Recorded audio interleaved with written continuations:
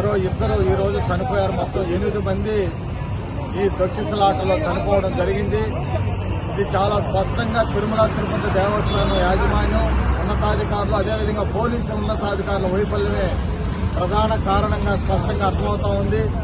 మరి ఇట్లాంటి సంఘటనలో తిరుపతికి లక్షలాది మంది వైకుంఠ ప్రాప్తి కోసం వస్తారని తెలిసినప్పటికీ కూడా బాధ్యతారహితంగా క్రమశిక్షణతో అక్కడ ఉద్యోగం సరిగా చేయకపోవడం వల్లనే ఇట్లాంటి దురదృష్టకరమైనటువంటి సంఘటనలు జరిగినాయి.